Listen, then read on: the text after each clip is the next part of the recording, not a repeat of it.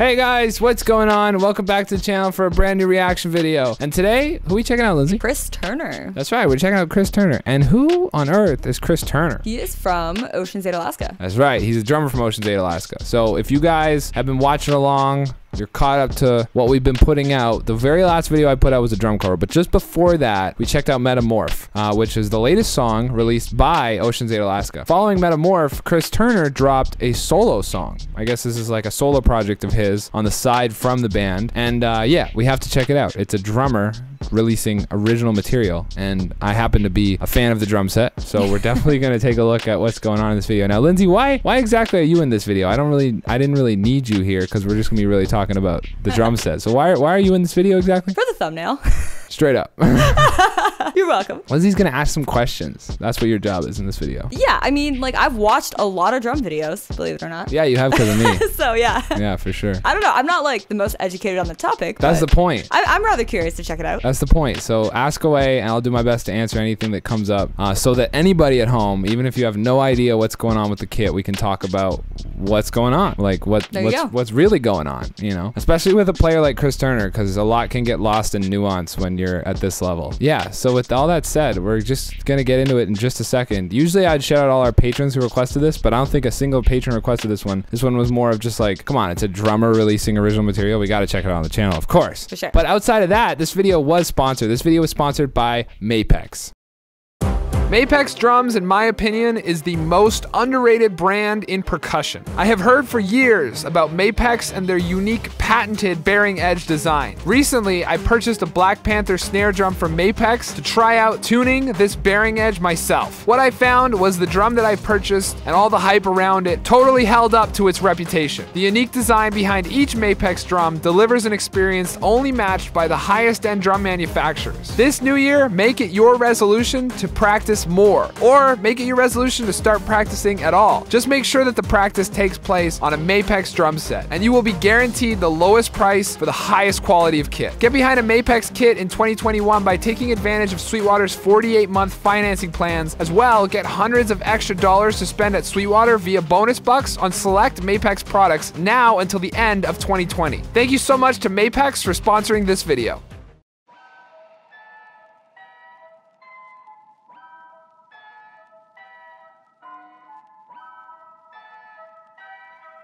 That was the, oh my god. What? Nothing. Just he's not Japanese or something, is he? I don't know. He's not. No. Okay. It's just branding. Okay. I was thinking going into this, I'm like, is there a music video? Like, what would the music video of an instrumental drum original be? Right. I guess it's gonna be just car and studio shots.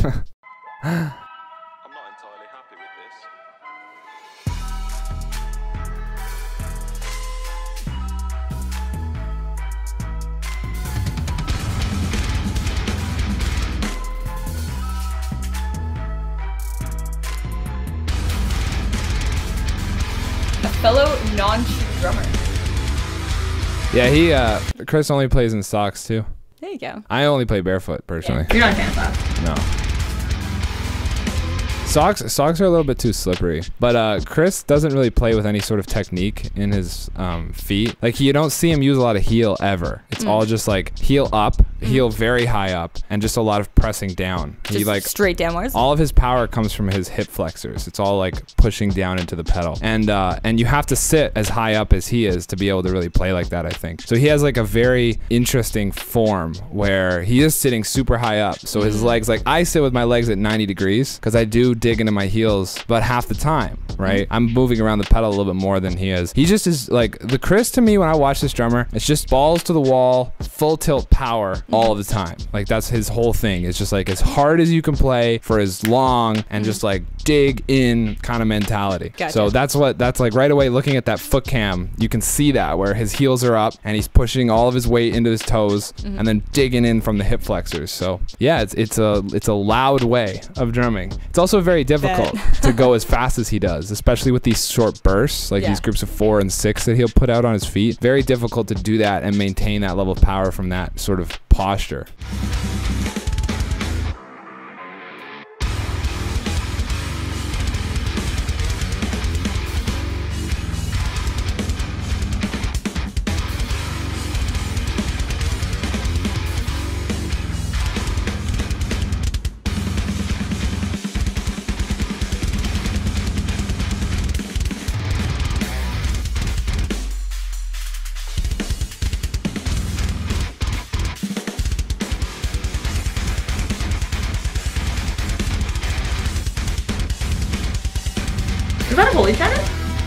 Yeah, Same it as is. you? Yeah. When Oh, I did the video on the Holy China and I did the giveaway with Sabian, one of the artist examples I used in that video was Chris Turner. Oh, I had B-roll of him playing it live. I remember that now that you say it. Yeah, he's a Sabian guy. He plays all Sabian symbols. Gotcha. Yeah. Do you have any questions? No, not really. It was just that. You're not gonna ask. China as you? You're not gonna ask about the tilted symbols. I don't know. I just figured you could put symbols anyway, I guess. Right? Oh, okay. Is that true? Yeah, so Chris Turner has a setup where he's up high. Yeah. All his drums are low and level, and then his cymbals are all tilted away. And it's like the quickest way to go through cymbals. Like he must crack cymbals all of the time. Oh, because you're hitting it right on the edge every time. Yeah, and he's also not glancing. Like he is just digging into the edge with the stick straight on every cymbal. Like there's no consideration in his mind of cymbal longevity here.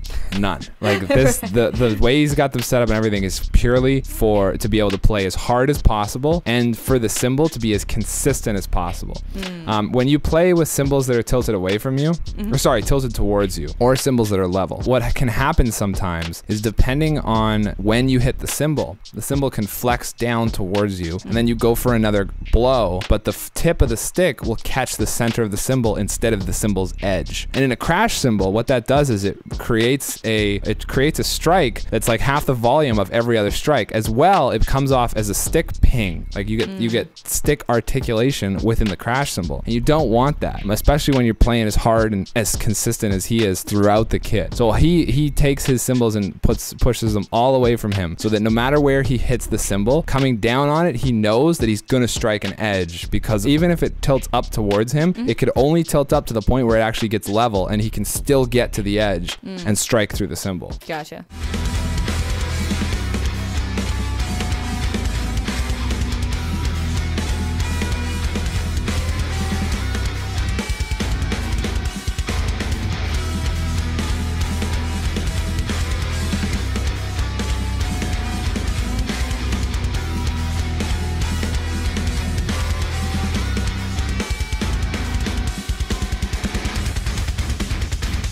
Oh, that was super cool.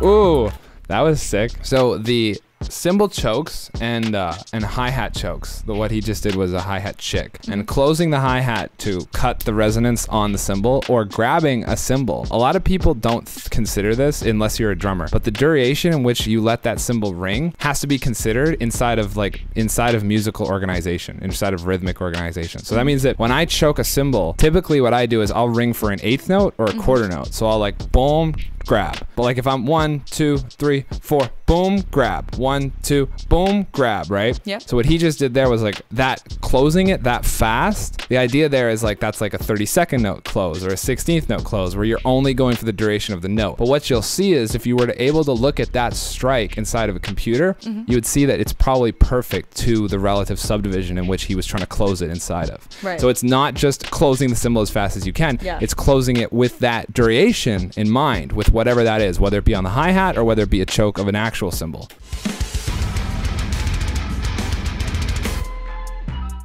One thing I don't like, I'll point out real quick, and it's just in the cinematography. I don't like the whole like tilting and moving in that the camera's been doing with the feet. It's kind of like a little disorienting. You can see the other guy in the background too. Well, that's no big deal. Yeah? Yeah, that's just like that honestly it's because to it's itself. not filmed in like multiple takes. Yeah, it's because he's probably just one taking this. Yeah. He might be maybe two taking, you know. They could be the foot angle that they're cutting it up with. If there's like a lot of people would say if there's a mistake, but I don't think a drummer of this caliber would have a whole lot. It would just be like little things here and there, you know what I mean? Like little, like maybe you didn't get the right snare hit you wanted, or maybe you hit the cymbal in the wrong place. Just little things like that. Like those would be things that'd be like, all right, we'd have to retake that part to get that down. Or maybe there was some kind of example of like these little tiny, not so polished strikes that signify being human. Right? It's not about skill at that point. It's more so just being human. Inside of a DAW, what you do is you just grab a cymbal strike that makes more sense, that is more consistent. The transient looks more like what you'd want to see, and just slide that over, copy and paste that into the space.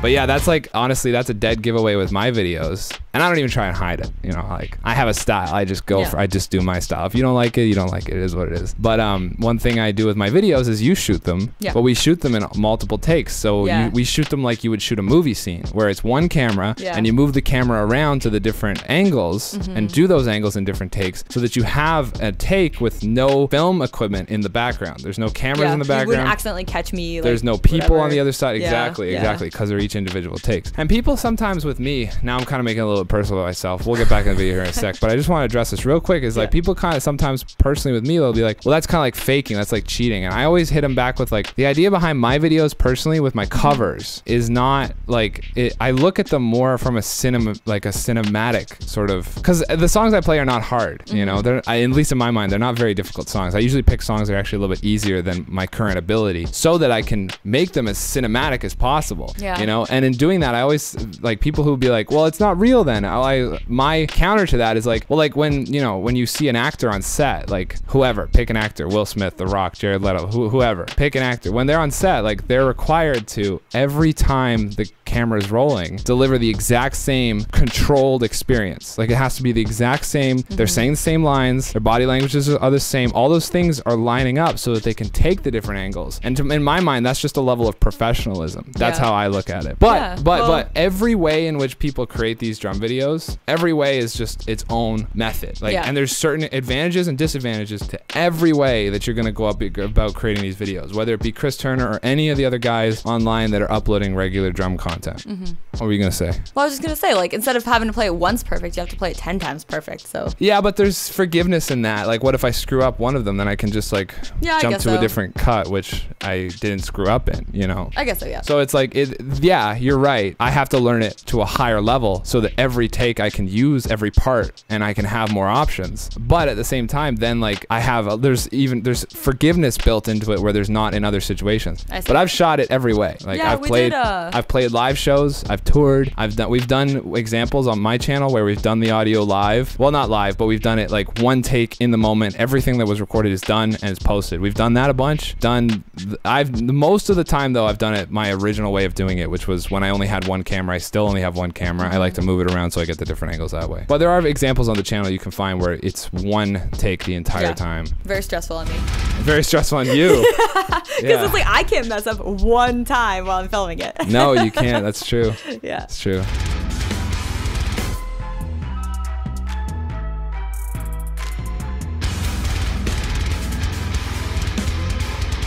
I like the above angle, how it's like kind of like coming from a side.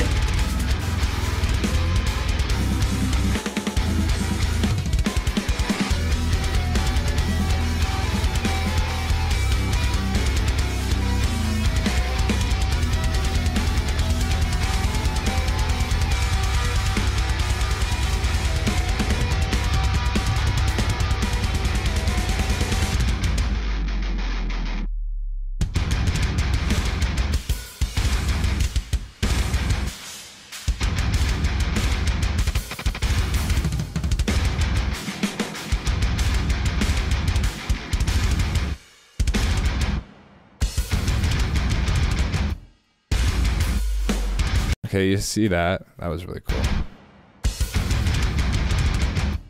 A quick move over to the hi-hat and back. Like that was really cool. That's like such a subtle little, like, you know, you gotta like, I don't know, picking up on that's like, not everyone's even gonna catch that, but it's like so unique. He like closes off the phrase. I think it came in on one and then, or yeah, it came in on the downbeat and then he went immediately following. That was kind of cool.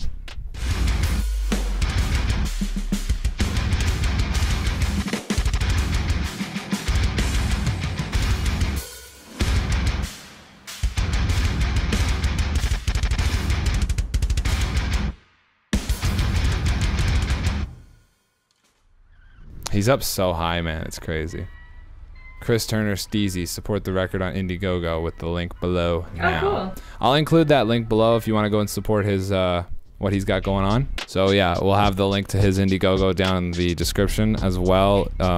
as well. We will also have the link to that original song. So make sure you go over there, give it a view, give it a like, all that cool stuff. Yeah, so what did you think of that, Lindsay? Thought it was great. I don't know. Yeah. You have any questions? Do I have any questions? I talked my face off. I tried to cover as much as I could, considering we were checking out just a drummer. Yeah, exactly. We've never done that before, too. This is the first time. I was going to have a question in the beginning. Well, actually, okay, before we watched it at all, I wasn't sure if it was going to be like a drum solo or if there was going to be like guitars and stuff too. Obviously, that got answered pretty quickly. So then my other question was going to be like, did he write the guitars as well? Like, did he fully write the song? Or maybe like, because he's in a band, the guitarist of his band wrote and recorded the guitars for him? I don't know. Whatever. That's all I was thinking. I don't know. I'm sure the comment section will know though. So you guys answer that question for her down below. And then if you're curious and you don't know, I'm sure the comment section will have your back down below. Probably. Yeah, they always do.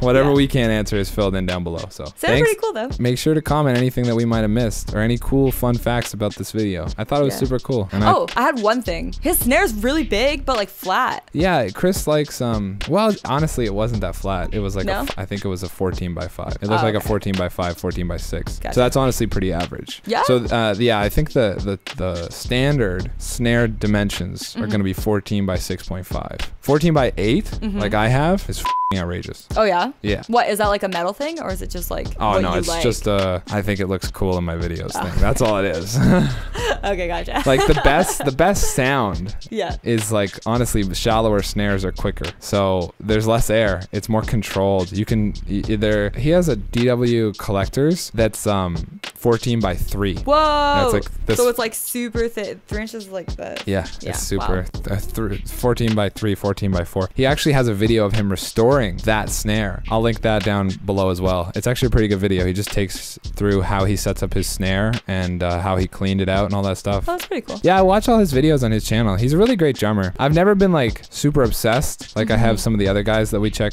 out and I talk about a lot. But I've always thought he's a good drummer. It looked kind of like he was in like an abandoned house or something. Like yeah, it's just a studio, man. Yeah, it looked interesting. I'm sure it was just like that was the drum room of a studio. Yeah. See, that's the thing nowadays though, is like people will be like, you know, I'm going to the studio. It's like, well, what's the studio? Like so-and-so's house? Yeah, like your garage or something? Yeah, like I've never been in I have totally been in real studios, like OG studios, like Metalworks here in Toronto, if anybody knows anything about Metalworks, that's a pretty legendary studio. I've been in places like that, I've recorded in places like that. And then, but most of my experience in studios has not been that way. Like majority of the time, it's just like a guy who's converted his basement into a space. Cause like with the tech we have now, you don't need these massive large scale analog recording developments almost. You know what I mean? Like you don't need all that they used to have to make music, because so much of it can be done in the box, and that term refers to inside the computer. Right. Yeah. That makes sense. So really like the studio now, it's just anywhere you want to set up a room to put a kit in, and then a drum and a computer in a room next to it, or in the same room,